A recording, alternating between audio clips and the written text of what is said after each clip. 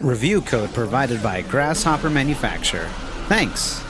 At last, after 5,000 months, No More Heroes 3 has finally hit store shelves and the Nintendo eShop, a long-awaited sequel that would have been less painful if you just took the time to play Travis Strikes Again. Well, we're all in this together now, but don't go crying to me if you're missing some context in the new title. No geez, letting my elitism slip out so early, gotta keep it in check because this review will be completely spoiler-free. While I've beaten the game, all I'll be showing is early footage of the first few main chapters and some of the initial open-world areas. Also, I'm going into this as a very seasoned No More Heroes fan, and as one that exclusively played on spicy difficulty, which will be available right from the get-go after the initial patch. So, without further ado, let's jump right in. Shortcut! No More Heroes 3 is a hack-and-slash action game about Travis Touchdown, a creepy-ass otaku that once wanted the glory of what he thought it meant to be a feared assassin, but grew as he learned throughout the years what it means to be a man responsible for his own actions. Now he's up against his biggest threat, a league of demonic aliens with powers unlike anything he's witnessed before. Apparently, superheroes are popular in this country, so we're gonna jump on that. Right, Mr. Big Shot? Phew. What are you? I'm a goddamn superhero. Our buddy boy Travis has to hack and slash and mow and plunge and mine and drive and other shit his way into earning the funds to fight these wild foes, as well as make himself strong enough to stand a chance. And he won't be doing it alone either. It's a clash between evil alien superheroes and the rowdy bastards of Santa Destroy in this fight for planet Earth. Getting into the gameplay, the core controls and combat are pretty traditional, especially compared to the original games. I guess you have more points of reference when making a hack and slash in 2021 rather than 2007. There's no high-low stance position anymore, now the two attack variations are mapped to their own buttons, even with the Joy-Con's control scheme. Also, melee attacks have been removed. I saw these changes as improvement to the game and its core combat mechanics. No More Heroes always had its gratifying presentation wrapped in the gameplay, but the core mechanics were just a bit too basic.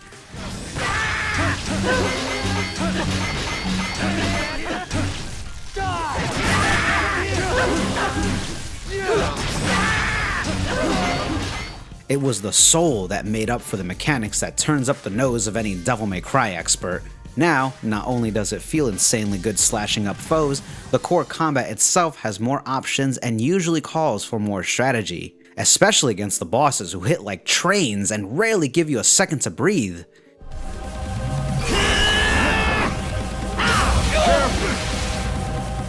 Hell, fighting Mr. Black Hole and dying about 10 times really brought back some not so fond memories.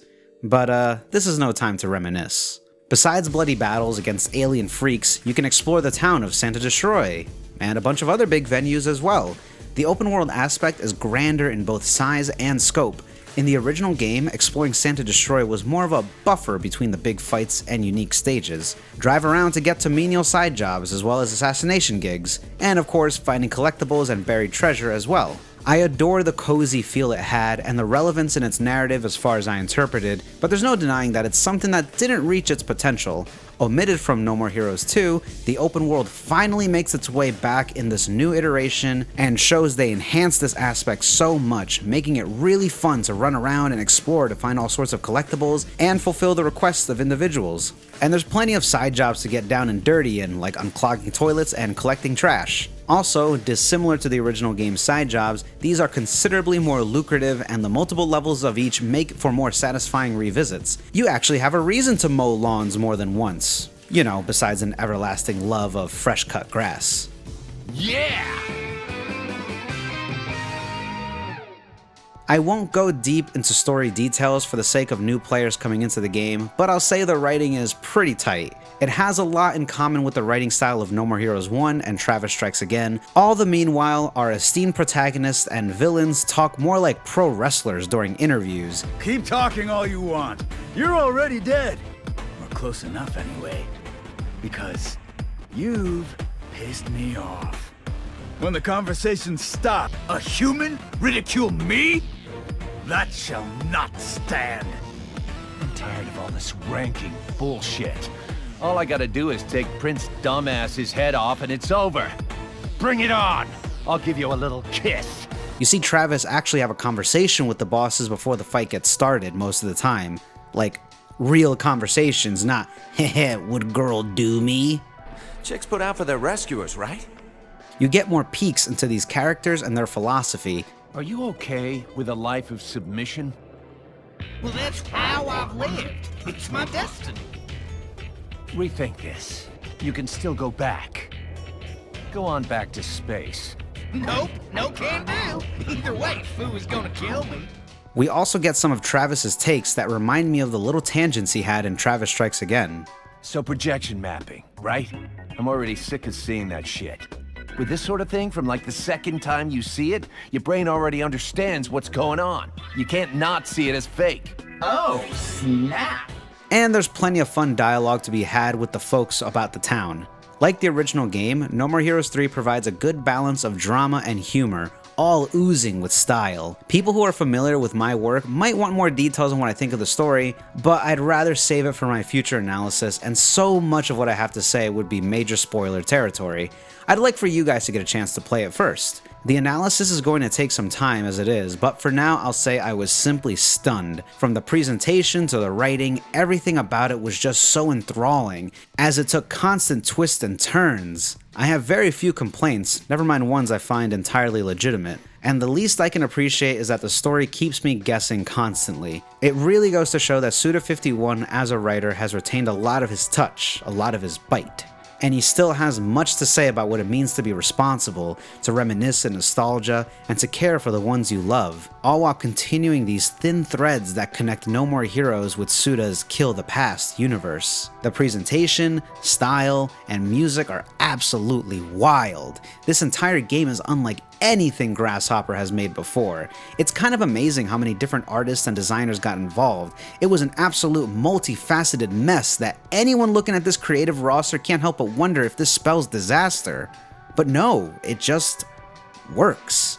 It helps accentuate that these characters have gone down other paths in life that differ from Travis, who remains expertly designed by Yusuke Kozaki. I'm also happy to see us get a new Takashi Miyamoto design for a Suda51 game, something we haven't gotten in about 16 years, I think? And of course, we can't leave out the work by Masanori Ushiki, best known for drawing abstract people. Fashionable, but abstract nonetheless. So many alien designs in games range between big monsters or humans with blue skin and a weird head, so Ushiki did an amazing job making these galactic villains look truly otherworldly, while retaining an essence of humanity to them. And goddamn, I can't appreciate Nobuaki Kaneko's work enough for this soundtrack. So many of these boss tracks go so hard.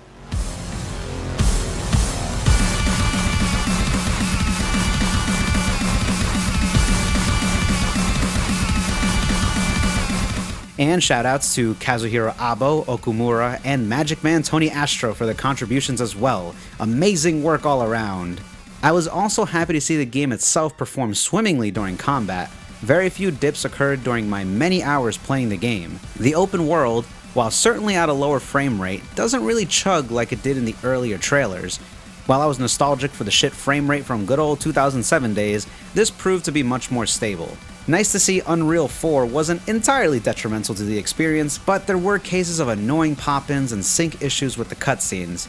I won't even pretend to understand why multiple generations of the Unreal Engine insist on this texture late loading thing in order to decrease loading times for games, but I'd rather take the few extra seconds if it means I don't have to see multiple frames of burn victim Nightmare Shinobu. One of more surprising changes is how No More Heroes 3 is structured around the boss fights. In the previous games, every boss had its own level dedicated to them. Well, most of them at least. A linear path full of enemies, and it usually had some sort of relation to the character. Go through the high school to fight the student. Go through the bank to fight this billionaire. Or is he a millionaire? Go through the neighborhood to find the local killer, etc. However, in this new title, the bosses tend to have a means to create their own venue to battle, whether it be a portal to another planet or super technical computer-generated imagery. Still, I expected these aliens to commandeer parts of these towns, and I have some right to think that. Woo! That makes a much nicer parking lot, huh? I'm gonna build my tower right here. Okay, you go and clean up. So the lack of levels before the bosses are mildly disappointing, but it also tells me how careful the designated fights were carefully designated. These fights are found across the cities, usually where the boss is dwelling within, and I find it to be a nice change that weaves the main fights into the overworld in a much more interesting way than the original game did. Rather than having them toss you into a hallway full of goons, these fights feel more like legitimate tests of your skill and strategy. I never thought having just 3 enemies come at me at once would be so challenging in a No More Heroes game, but here we are.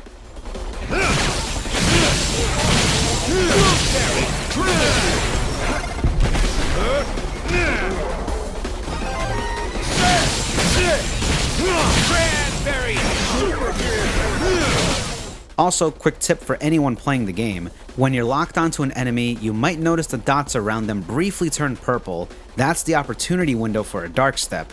Nothing in the game explains this, but keep it in mind, it'll help you understand their patterns and behavior more quickly. Emphasizing more on the combat, I especially like the overhaul in the game's mechanics. While it shares combat elements from the Wii games, such as charging, dark step, and wrestling moves, if you go in thinking you can easily stun these foes and block the majority of their moves, you're in for a rude awakening.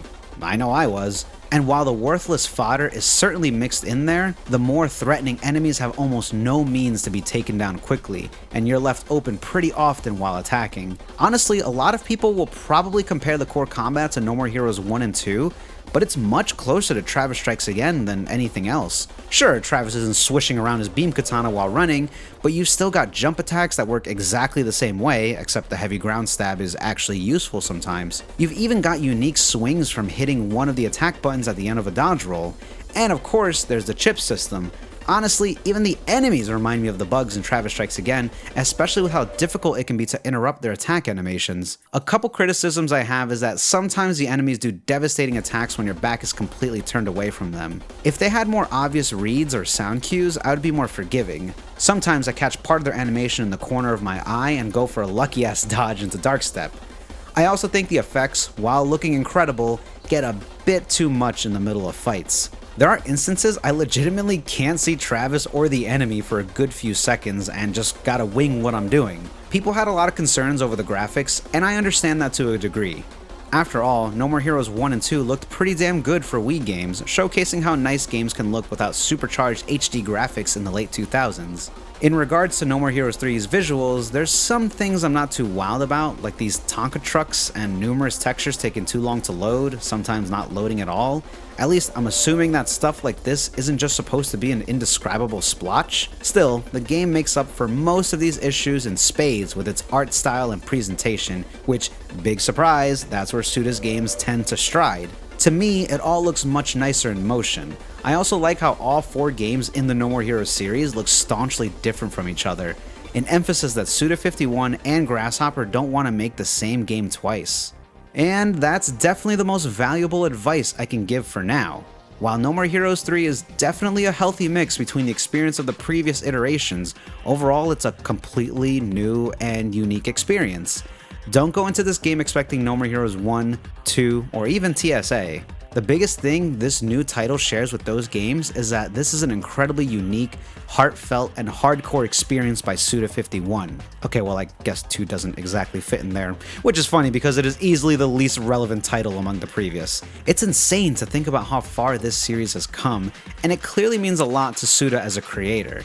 Simply put, No More Heroes 3 was worth the price of admission, and it was definitely worth the wait. For those getting started, if you've played the ever-loving shit out of the previous titles at their highest difficulties, then I recommend spicy difficulty from the get-go. It feels like the best balance in regards to a game that actually wants to challenge what I've learned and how competent I am at keeping up the pace.